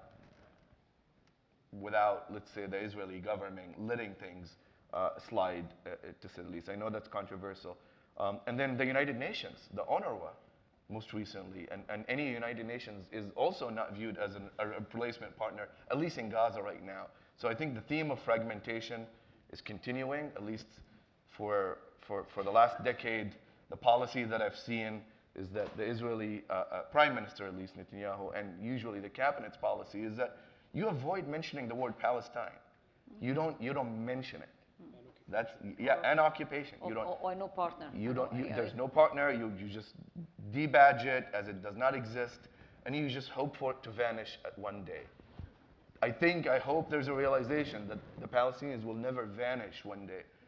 As much as we delay a solution to the future, and then there's the philosophy to the madness, I think, right? You change the status quo on the ground as much as possible by a point where you're ready for a two-state solution. What is a state that is gutted out and filled out of settlements, right? So this is an actual well thought out policy if you're a believer, if that's the way that you want to exclude one side versus another. And I don't know what the right solution is in the future, but it cannot be going back to tactics from before October 7th, and it cannot just pretend that the 2 million that are in Gaza and that similar numbers and higher in West Banks are just going to drag along in history now until they either disappear or we fill up these lands with more Israeli citizens. That's my 2 cents. Thank you.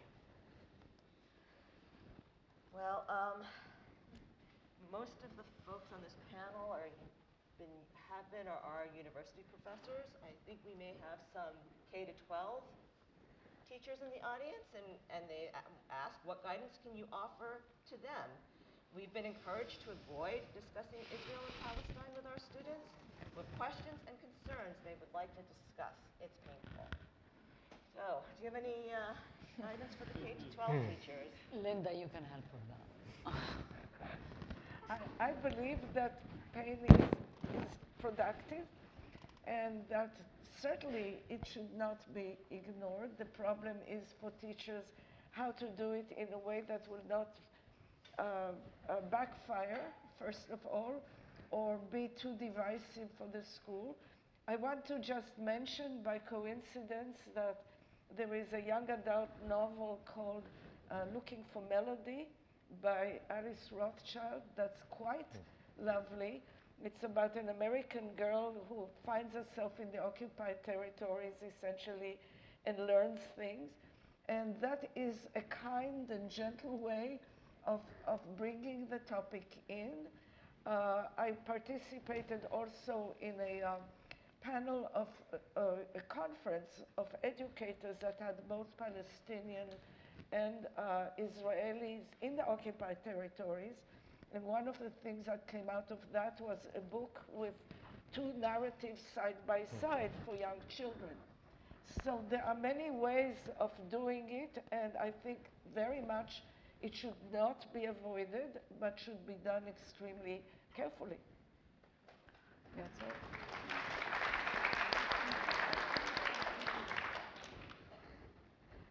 And just a reminder, in terms of books, there are books out there from Brookline Booksmith, one of the folks who helped with this event, on this topic. Well, I will put in a plug. That book, the novel that I mentioned, was reviewed by me in a journal called, in a journal called Rethinking Schools. And if there are any teachers here, you may want to look into the journal in general, not just about Israel Palestine. Yeah. Thank you. Thank you. And sorry about the feedback on my mic, Yeah, that's mic okay. folks.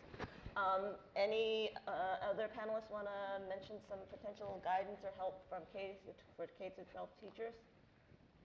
I mean, there are lots of novels, so we can talk. I mean, for high schools, we can give advice on that. But I just want cognizant of the time if people have other questions. Okay. Well, we'll move on to other questions then.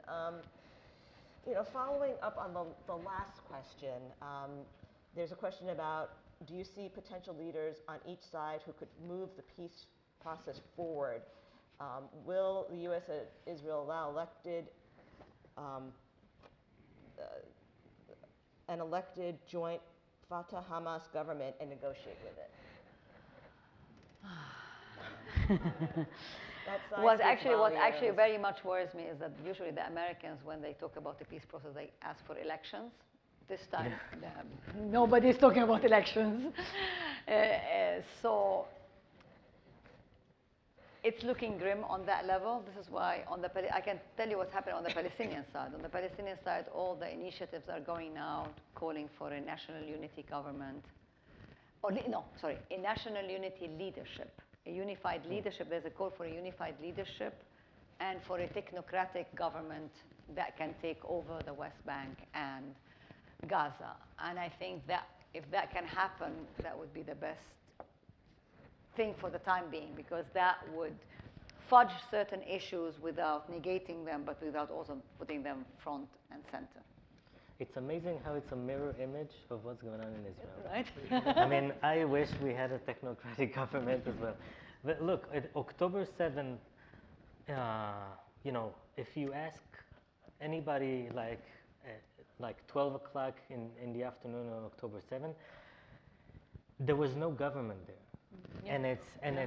And it's also weeks after, there is no, when in the prehistoric time, like in times of crisis, you would look up and you would find God. In modern times, you look up and you look for the government. I mean, and God, okay. But for the mundane issues, you look for the government, and it's just not there. And I think that a leadership change, sometimes before I go to sleep, I just try to imagine a world without Netanyahu. And I'm not putting everything on Netanyahu, but it means that it's just, an earthquake on the Likud party, something that would change kind of the DNA of the politics. Like you said, we are 40 years old, the people in their 20s don't know anything about Netanyahu and the politics that it brings with. So, you know, if the two processes of leadership, new leadership will emerge both in Palestine and Israel, that might be another chance. I see it a little bit differently because I really take the emphasis away from Netanyahu, and what I really want to see is the left coming back to life in Israel.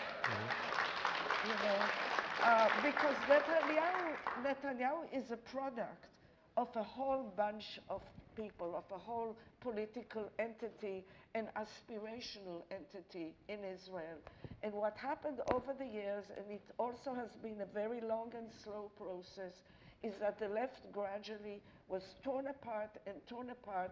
So if Netanyahu goes, I don't see a major change, actually.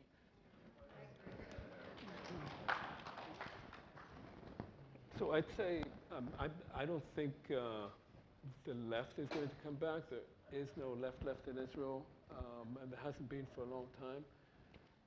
I think this notion of mirror images is important because the mirror image is both in the lack of governments. The mirror image is also that on both sides you have extremists who have taken over the entire discussion.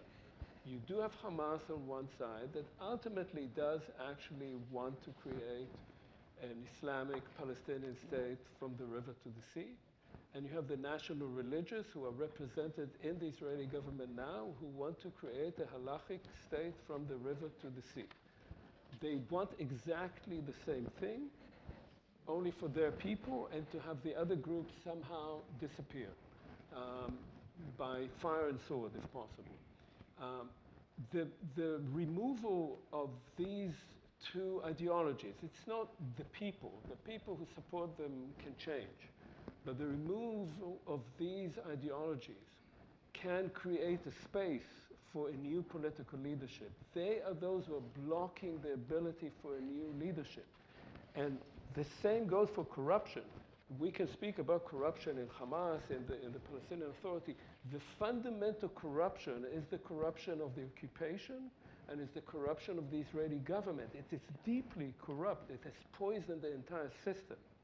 So that these two extremist, radical, fanatical groups on both sides, as long as they have power, nothing can emerge.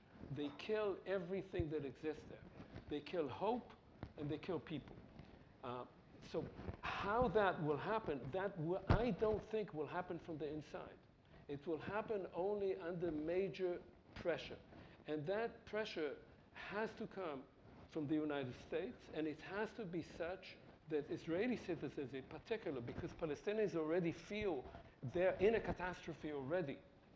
But it appears that Israeli citizens, despite October 7th, have not felt the worst of it. And it is only when people feel that this is no longer supportable, that they cannot live under this, that they have to rise up. And they haven't risen up. And we have to remember the people who were protesting in tens and tens of thousands in Israel before October 7th were protesting about their own privileges. They were saying that you're taking democracy away from us. And when some of us said it's all about the occupation, when we issued a statement, some colleagues of mine and myself, the elephant in the room, on August 4th, most of these protesters said, no, we don't want to talk about the occupation. It's only about this. It's only about the judicial reform. That has to be realized, and it has not been realized yet. When this is realized, unfortunately, only under cataclysmic conditions, then things will change.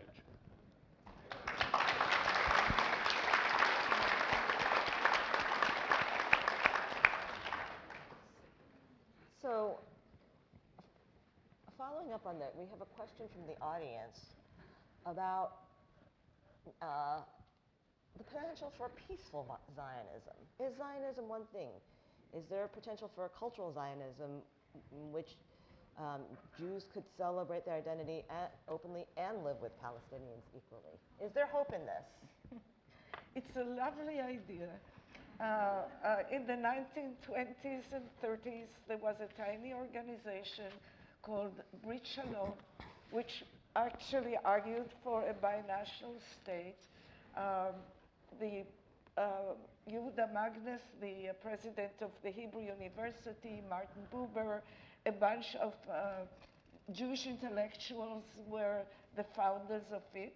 My parents happened to be members of that, but it was a tiny little group, totally besides the point, totally irrelevant in the long run. I happen to have a pamphlet from my parents that is dated 1947, and it's still arguing for a binational state in 47 at the eve of the war. So, you know, I think it's a great idea, but the warnings of Jabotinsky about what is the position of the colonized in this situation, I think that cultural Zionism can only exist if it gives up the colonizing framework, and then it stops being Zionism. If the audience agrees with you. All right, we have, I think this is a question for you, Abood. How is your niece doing? How is she managing without, or hopefully with, her insulin? She's managing. Thank you for whoever put the question forward. For those that don't know, last time a group of us got together, we were talking about the medical, the healthcare status in Gaza, and I have a niece who's diabetic since she was 6 years old, and she's doing well. Luckily, someone was able to get her additional insulin pens into Gaza. But whoever asked that question, I appreciate you looking out for my niece. But I do want to do a plug-in here as well, is that my niece might be fine, right? But I know for a fact that there's tens of thousands of children in Gaza who are not fine. And maybe this is my last thing to say today, is that don't let the increasing numbers of dead in Gaza desensitize you to the fact that those are people. Yeah. And thank you. And I get that the Palestinian-Israeli conflict is complicated, and there are voices that say, no, don't say it's complicated, because that just creates a halo around it, right? But when in doubt, that's the realization that I've come to. No matter what side you think about, don't come arriving with a preemptive polarized or a preemptive judgment. There is a lot of gray in this world. You don't have to be black or white. You could empathize with both sides. If your moral compass and your ethical compass is sit straight, color blind, ethnicity blind, religion blind, you'll find yourself not in so many complicated situations, and you'll find it a lot simpler than that to reject violence and killing of civilian people and innocent people, regardless of their backgrounds and ethnicities. So thank you for who asked that question. Appreciate it. She's doing well. Thank you for your response and your reminder about what this is all about in some ways. So that would have been a great note to end this, but we actually have one more question. The closing question, 2 minutes apiece, to all the panelists about, in your view, what needs to happen now for there to be lasting peace, and more importantly, is there anything we here can do to help the process? And I'm going to start in reverse order from the opening remarks, and I'll start with you, Linda Dittmar. I think that obviously we need to influence the American governments, the people who are in this particular room at the moment. American citizens have a tremendous responsibility. You have it, we have it for ourselves as well, because there are other dangers in the United States looming on the horizon besides the Middle East. But my own feeling is that being active, and especially educating ourselves, because one of the things that I've noticed is how little actually the American public knows about what's going on there. There has been, the media is insufficient. It's really only lately that the New York Times magazine and New Yorker magazine suddenly tell us about that. But basically, there's tremendous ignorance about what's going on. And I would add there's equal ignorance in Israel, too, on the other side of what the media there is withholding from the public. So the part of the pressure is not only in the voting booth, but actually on our press, on our media, to actually encourage them to inform us much more and encourage ourselves to inform much more.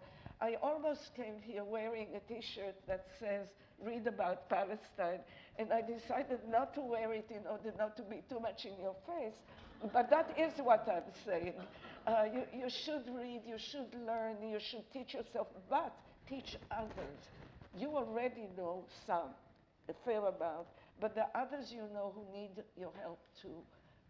That's all I'll say. Thank you. Dotan Greenvald. I think that the most important partners for Israelis are Palestinians, and the most important partners for Palestinians are the Israelis. And let it sink for a few seconds, and think of what we do as our, action list that comes with that in mind and promotes that. And I do think, to the question that was before, I'm a short-term pessimistic and long-term optimistic. So I do think that we will be able someday to celebrate our land together, and it's wonderful. And Zionism shouldn't be just reduced to the conflict, and Palestinian nationalism should not be reduced to struggle. Both cultures have a lot to offer and to learn from each other, and they've done it. So on that note, I think that I'll put my hope there between Palestinians and Israelis to uplift us.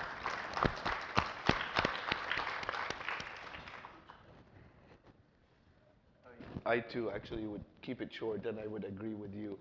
I'm an optimistic because, as Leila mentioned earlier, there is no hope without having hope. We cannot move forward without having hope. But I also think, because genuinely I fully agree, it's going to come down to that region and the people in that region. And when it comes to that conflict, it's the Palestinians and Israelis who could help each other out. I do want to emphasize, though, that there are external parties like the United States that do enable certain parties, aka Israel, in perhaps pushing the envelope on certain aspects of it, whether a response or the measures of the response and types and methodology used for it, for punishing the population in Gaza. But so I don't want to underplay that, because that does come, and it has shown some effectiveness despite it not being enough. The pivot in the Biden administration, or the signals of potential pivots, where me as a Palestinian, I would have never ever thought I would witness even the remarks at this point from the U.S. administration that urges Israel to look out for human rights watch. But I also think it's the only way forward, because on October 7th, I remember when that day unfolded, and some of our family members, actually, older generation, have gone back and forth in Israel and have worked growing up in Israel, like many Palestinians have, and actually have really, really good friends in some of these kibbutzes that were attacked on October 7th. And I saw phone calls between a family member and a friend, an Israeli friend on the other side. Both parties were crying because they were mourning a loss, a friend of theirs in one of the kibbutzes that they had just learned the news of. But also they were really, really scared for what's going to come into Gaza and what will come upon Gaza. So those relationships exist. I actually thought a lot about making a plugin about the mirror image, because in my opinion, if you bring an individual who's completely naive to the conflict and somehow debadge the rhetoric that you hear it from the right wing on the Israeli cabinet and you hear it from Hamas, it's the same thing. You cannot tell who's who, and it's literally the same exact rhetoric. And unless we change those leadership on both sides, I think it is going to have to be Palestinian and Israelis that find a path forward. Well, there's not much more to say to what has been said. I totally agree with it. I would just say that what is really urgent right now is a ceasefire, and also what is very urgent is pressure on the U.S. to impose a ceasefire. The U.S., in my view, is doing little. What has happened, I think, is different, is that in the United States has shifted. I've lived here for now 20 years, and I really see the difference. Whereas 20 years ago, the Palestinians were still demonized and dehumanized. Now the Palestinian narrative, people are more aware of it. What is still lacking is the U.S. taking the right moral stand in line with its policy. So I think that's very important. The other thing I would say definitely is Palestinians and Israelis that will make peace or not make peace, but we should not forget that we are dealing with a colonial structure of domination. We need to help Israel decolonize. Decolonizing Israel does not mean eliminating the Israelis. It means how do we eliminate the structures of domination that dehumanize people and privilege others. And I think that's what we need to talk about, learn about, and we can only do it by emphasizing that the struggle is against a structure of domination and negation, not against people who want to live in dignity and equality.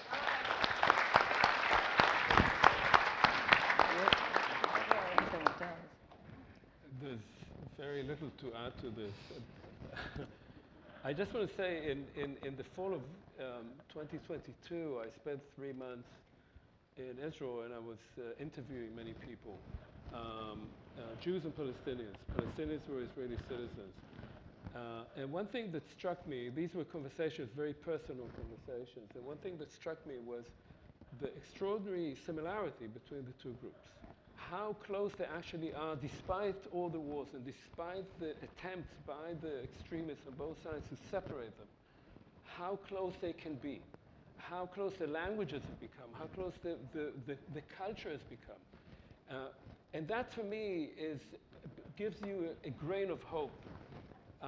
The other two things I would say is, and this is just repeating what Linda was saying. First, here, people simply don't know the history. And that includes teaching school, high school. There is no reason not to teach the Middle East. Teach it. Teach the history. Don't teach the conflict. Teach about the place so people know where it is, what languages are spoken, what are the cultures, who are the people. Teach it. And secondly, for all of us who live here, who are American citizens, go out and protest. There is not enough of this. Go out and put pressure on Israel.